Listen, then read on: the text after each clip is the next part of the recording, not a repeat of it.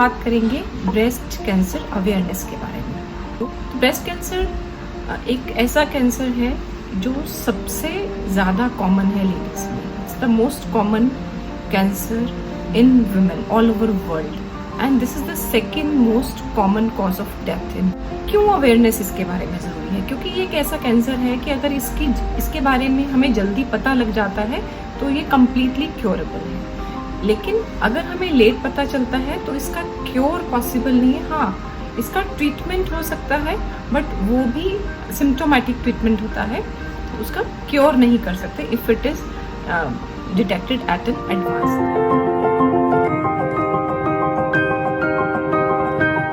Risk factors क्या हैं? तो 3 मेन रिस्क फैक्टर्स हैं। पहला है हमारा body type and body physiology, दूसरा है हमारा लाइफस्टाइल, तीसरा है हमारे जीन्स, हमारी इनहेरिटेंस, राइट। तो सबसे पहले है हमारा body type.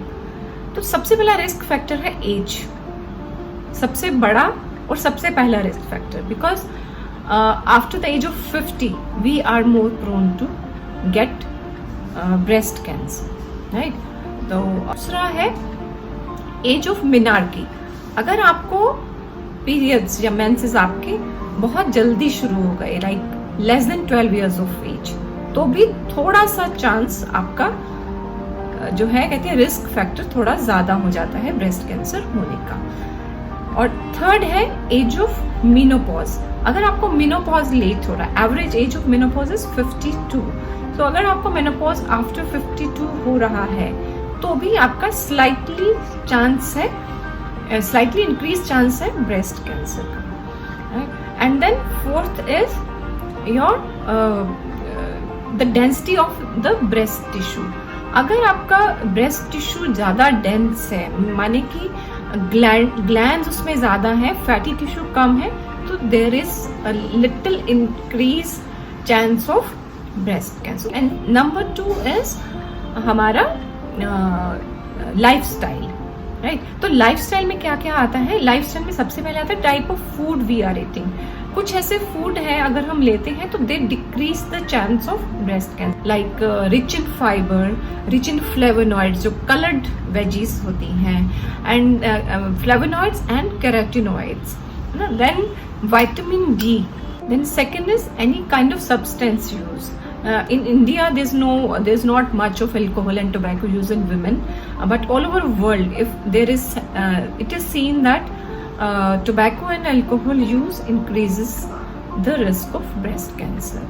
And then number 3 is obesity. तो जो लोग ज़्यादा obese होते हैं, थोड़ा वेट जो होता है ज़्यादा होता है, उनमें भी increased risk of रहता है breast cancer. And number 4 is your activity. Like ये कहा जाता है कि अगर आप 20 मिनट पर डे की एक्टिविटी है तो that reduces risk of breast cancer. और जो सेडेंटरी लाइफस्टाइल होता है that increases your chance of getting breast cancer. Then number 5 is pregnancy and breast feeding. So if you are having children and if you are breastfeeding your child for a longer time, that also decreases the chance of getting breast cancer. So lifestyle involves 5 things. First is healthy diet. Number 2 is substance use. Number 3 is obesity. Number 4 is active lifestyle. Number 5 is pregnancy and breastfeeding.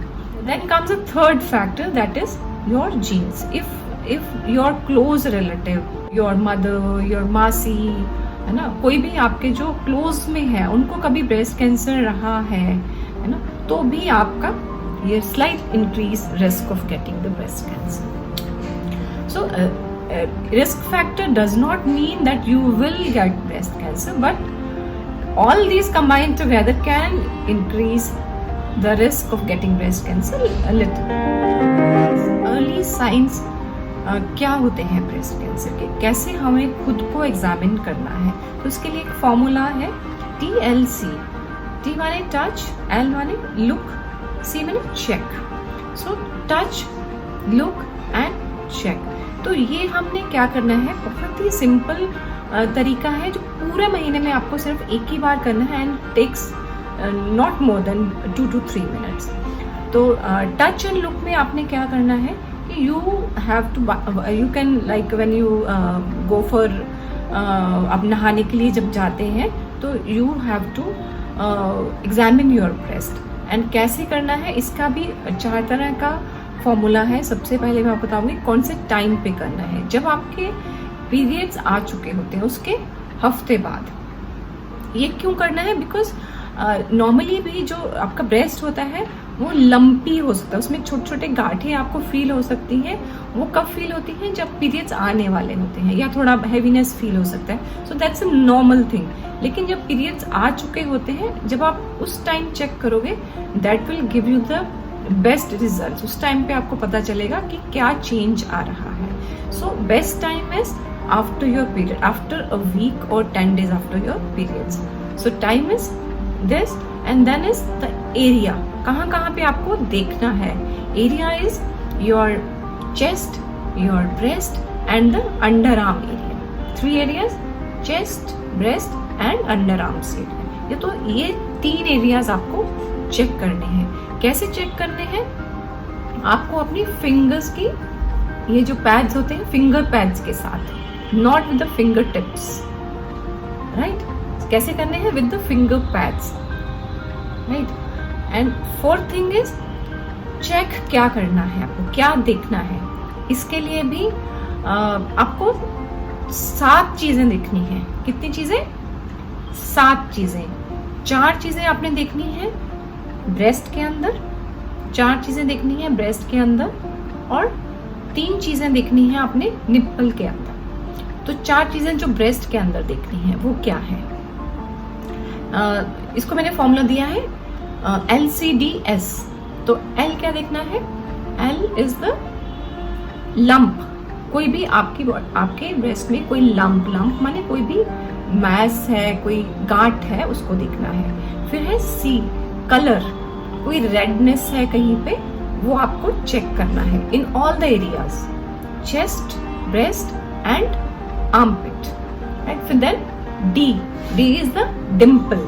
Dimple क्या है, like this is the dimple, your skin going इन.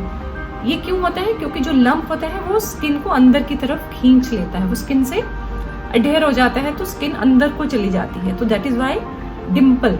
सो 3 चीजें क्या है, lump, colour, dimple and then S shape. Shape आप mirror के सामने होके check कर सकते हैं. अपने हाथ आप अपने कमर पे रख सकते हैं या हाथ ऊपर उठा सकते हैं, तो उससे आपका शेप ऑफ ब्रेस्ट, आपको कोई चेंज है तो वो देख सकते हैं. तो 4 चीजें आपको ब्रेस्ट में नोटिस करनी है, LCDS, lump, colour, dimple and shape. उसके बाद 3 चीजें आपको निप्पल में नोट करनी है. 3 चीजें क्या नोट करनी है, उसका फॉर्मूला है रिड. तो रिड माने, R माने if there is any rash on the nipple or around the nipple, rash.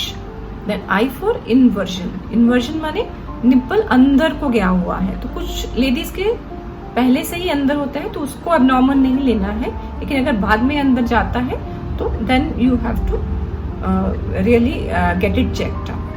तो first is rash, then inversion, then D is discharge, any kind of discharge, whether it's milky, it's bloody, it's serous, किसी भी तरह का discharge है तो वो हमने देखना है. तो ये 7 चीजें हमने ब्रेस्ट में नोट करनी है. उसके बाद है सबसे लास्ट और सबसे इम्पोर्टेंट है पेन. अगर ये मेरे पास बहुत से पेशेंट्स ऐसे आते हैं जो कहते हैं कि बहुत वरीड होते हैं कि मेरे को पेनफुल लंप है, रादर ये उल्टा है. जो कैंसरस लंप होता है वो पेनलेस होता है मोस्ट ऑफ द टाइम. अगर पेन भी है तो 2 चीजें उसमें देखने वाली हैं. अगर pain is there all the time तो वो कैंसरस लंप हो सकता है, क्योंकि जो नॉन कैंसरस लंप होता है उसमें पेन साइक्लिक मैनर में आता है कि मेंसेस से थोड़े दिन पहले उसमें पेन होता है. तो if the pain is present all the time then it may point that you have some abnormal lump, right. So ये सब चीजें हमें ध्यान में रखनी है. These are all the signs and symptoms. तो टच एंड लुक हमने देख लिया. उसके बाद C है चेक. अगर इनमें से कोई भी चीज प्रेजेंट है, ये 7 चीजों में से कोई भी चीज प्रेजेंट है, तो you have to go for a checkup to your doctor, right. So doctor आपको क्या बताएंगे? 3 चीजें डॉक्टर आपको बता सकते हैं। पहली चीज, you don't have to worry, you go home and there is nothing to worry, nothing to be done. Number 2, they may call you for a follow up, कि आप 15 कोई दवाई दे सकते हैं आपको, 15-20 दिन बाद या महीने बाद या 2 महीने तक आपको दोबारा बुला सकते हैं to see the change in that thing. And तीसरी चीज है, वो आपको एडवाइस कर सकते हैं for further investigation, like sonomammography जो कि अल्ट्रासाउंड होता है ब्रेस्ट का, और एक्सरे मैमोग्राफी जो कि एक्सरे के द्वारा ब्रेस्ट का स्क्रीनिंग किया जाता है, या वो आपको उसके लिए बायोप्सी के लिए भेज सकते हैं। So any of the they like according to your clinical presentation और आपके सिम्टम्स के हिसाब से वो आपको फर्दर स्क्रीनिंग के लिए भेज। मैं 3 बातें फिर से रिपीट करूंगी। सबसे पहले रिस्क फैक्टर्स।